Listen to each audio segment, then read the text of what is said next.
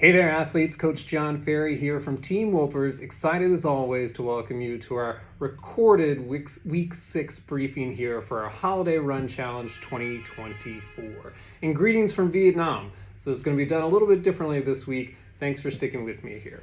Hope everyone is having an amazing finish to week 5, and congrats on making it this far in the challenge.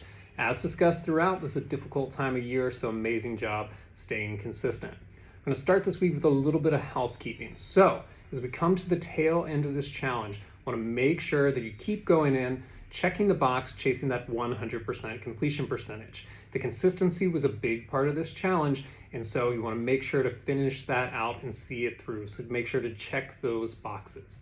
Otherwise, let's talk a little bit about the start of 2025. So we have 2 challenges starting at the top of 2025. The first, or kind of the second starting actually, is our Winter Run Challenge starting January 13th.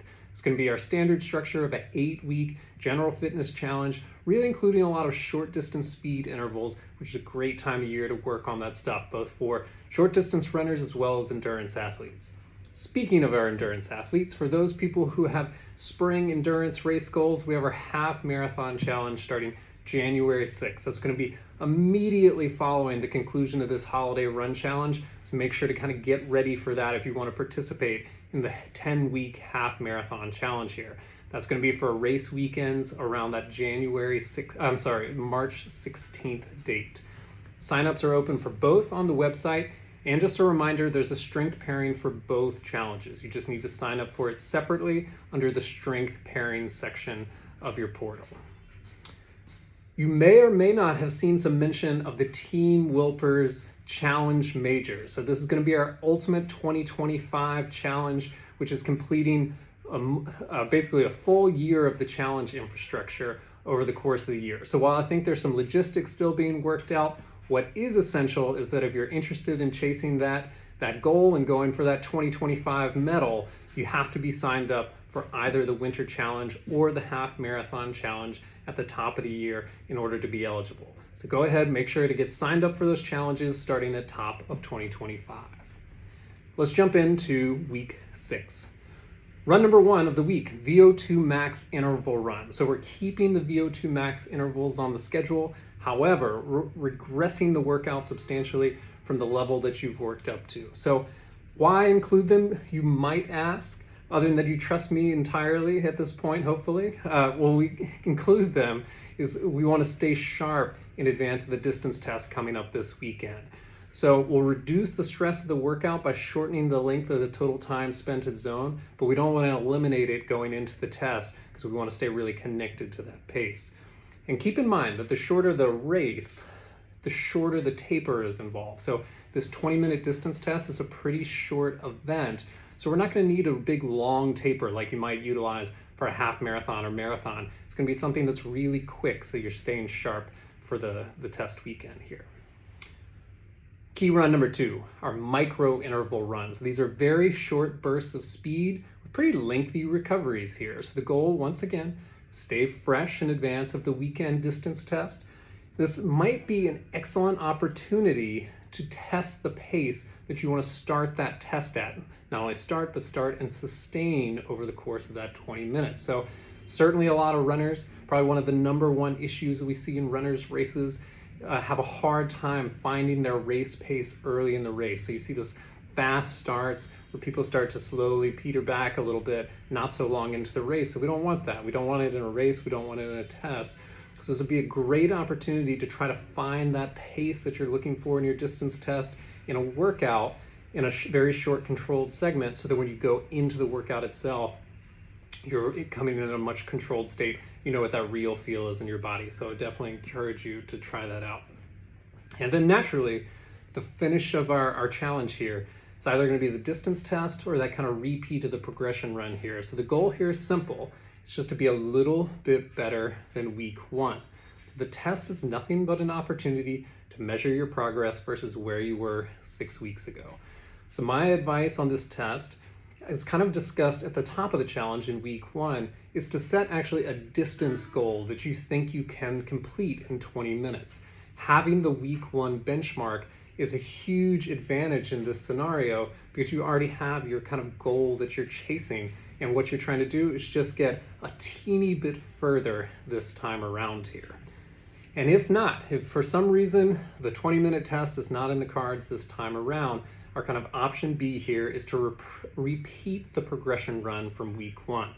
So while the distance test is definitely a better way to measure your progress from 6 weeks ago, certainly as athletes and as coaches, what we'll do if we don't have an opportunity to get a distance test or a race in is we'll compare similar workout structures over the course of time. So we've done this workout in week 1, and now you could potentially do it here in week 6. So some metrics and kind of that you could use as a comparable would be, how did the effort compare? How did the total distance compare just of a single workout? We focus on it in the test, but just of a single workout. How did heart rate compare? And I will throw out a big caveat, which heart rate takes a lot longer to change than 6 weeks. So wouldn't really expect a lot of difference, but if you're a beginner, you see huge progress faster. So heart rate could be an interesting one to look at. And then if nothing else, just how did you feel in control of the pacing? Were you able to better execute the workouts 6 weeks after doing structured workouts than you were in week 1? Hopefully so. And if so, that's a great win all in its own right there. So just comparing similar workouts over the course of time is another great way to kind of check in on progress. And as I've brought up many times, as we've discussed, staying consistent is a huge part of this particular challenge during the training. So just being here, entering week 6, staying consistent during a challenging time of year is a great win already. So one more time, huge congrats on just entering week 6 and staying consistent in this off-season period. Let's jump into just a few questions that came up from the week.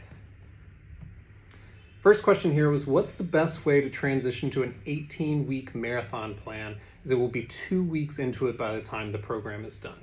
It's a great question and actually a perfect transition. So the first couple weeks of our marathon training are kind of a base building period, mostly easy runs. So if you've been doing this challenge for the last, now what will be by the end 6 weeks, I think you can very safely start at week 3 of the 18-week marathon plan. You just need to make sure that your long run progression is kind of up to snuff, if you will, with where you'll be jumping in at week 3. So make sure you're extending those long runs to kind of be in line with that part. But absolutely, I would finish out this challenge. I would kind of get your test, kind of then kickstart your marathon plan training at week 3, giving you a 16-week progression still. Our next question was, how many days of strength training is recommended for a marathon plan? And the kind of added information here is this runner is running 4 days a week. So great question. First and foremost, great job planning to include strength as part of your marathon training. It's very important, a great way to stay healthy during the process. So in essence, it depends. The most usual answer is it depends. It depends upon how much you've been strength training now. It depends upon how much you've been strength training over the course of your athletic career. But if I kind of came down and had to make a few rule of thumb, recommendations here, I always tell people training a full body routine, once a week is really good. If you can include that as part of your routine, it's certainly a step in the right direction. If you can include it twice a week, that's great. That's probably what I would recommend 90+% of my runners to include strength is at least twice a week in their routine. And if you can get it to 3 times a week and still have the energy to do your workouts and excel at your workouts and handle that strength training and recovery, then that's an A++. But if I were to kind of say, start with something, I would say shoot for 2 times a week. If you find that you can't recover for that or that's too overwhelming, drop it down to once. That's still really great. And if you've been doing it 2 times a week consistently or feeling really good, maybe go for the 3rd session in the week. That's going to take you to another level. So anywhere from that 1 to 3 range would be a great spot to be. And then our final question of the holiday challenge here is actually about the TW Marathon Majors. And the question was, does the half marathon challenge count as one of the run challenges? Asking for a friend, would doing the half, spring, and holiday challenge plus the full marathon qualify for said medal? So yes is the short answer.